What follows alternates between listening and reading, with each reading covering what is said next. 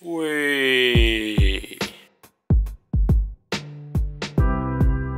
Halo, kembali lagi dengan Julian Martino. Jadi yang baru saja Anda lihat adalah fitur terbaru dari iPadOS dan macOS, yaitu adalah Universal Control. Fitur ini memungkinkan kita bisa mengendalikan Mac kita dan iPad kita dengan satu keyboard dan trackpad. Dan ini fiturnya sebenarnya sudah lama diumumkan oleh Apple ya, sejak Juni 2021 lalu. Namun versi beta yang bisa dicoba oleh publik itu baru rilis 15 Maret lalu. Nah, sebenarnya itu gunanya apa ya kita bisa mengendalikan iPad dan Mac dalam satu keyboard dan trackpad?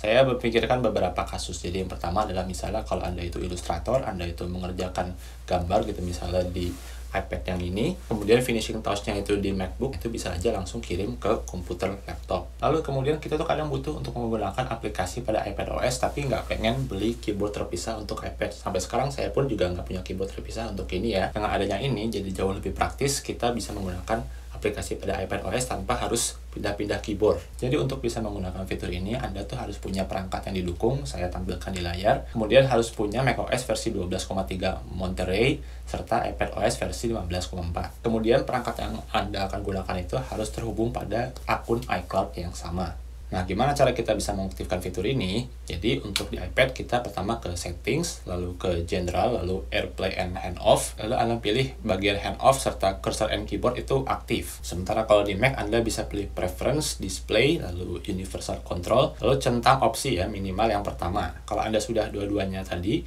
Anda bisa pilih Add Display di Mac, kemudian pilih perangkat yang mau dihubungkan. Jadi Universal Control itu bisa apa aja. Jadi ya, selain tadi yang saya sudah tunjukkan, bisa menggunakan kursor sampai ke iPad, kita juga masih bisa menggunakan gestur-gestur yang biasa kita gunakan di Mac ke iPad ya. Misalnya Spotlight, kita pencet Command Paste, lalu trackpad 3 jari untuk multitask, lalu 2 jari untuk scrolling, itu bisa semua kita gunakan dengan Universal Control. Nah, hanya saja saya sejauh ini tidak bisa menemukan gimana caranya kita bisa copy-paste teks dari iPad ke Mac atau sebaliknya. Tapi nggak cuma itu, Anda juga bisa meng-copy file dari iPad ke Mac dan sebaliknya.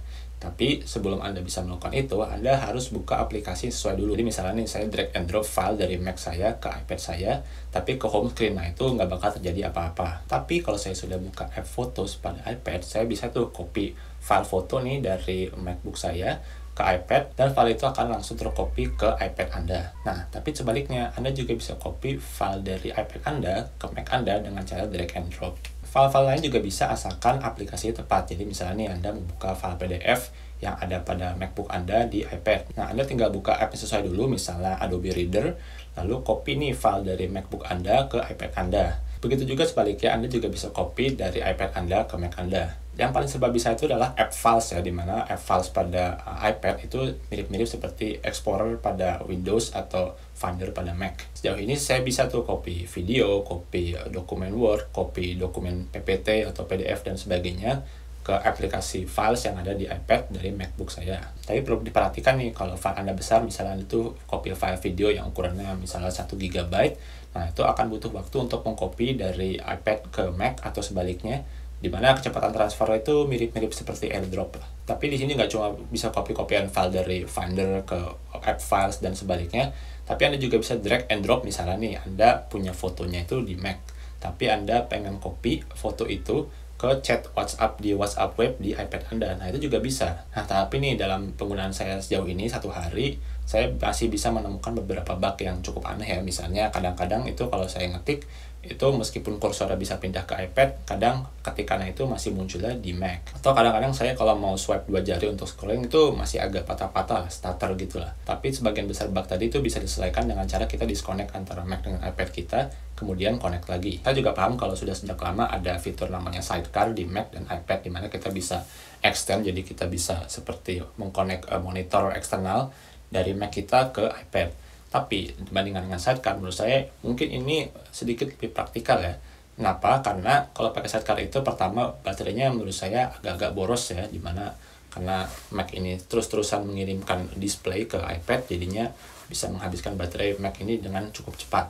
Lalu yang kedua adalah, kadang kalau kita pakai 2 display seperti ini, kadang-kadang tuh kita nggak terlalu butuh fitur lengkap ya pada display kedua. Misalnya display kedua tuh statik, cuma nampilin website aja, atau nampilin file PDF aja, atau mungkin kalau saya ya kadang-kadang cuma buka WhatsApp aja di sebelah sini, jadi tidak mengganggu di layar utama. Dan belum lagi kalau dari pemakaian saya pribadi, sidecar juga sering disconnect, dimana itu agak-agak annoying sebenarnya. Jadi impresi awal saya soal universal control ini menurut saya cukup bagus ya, dimana saya bisa melihat nih, saya mungkin akan jadi lebih sering bawa iPad ke kantor saya, karena iPad ini bisa saya gunakan tanpa saya harus pindah-pindah keyboard.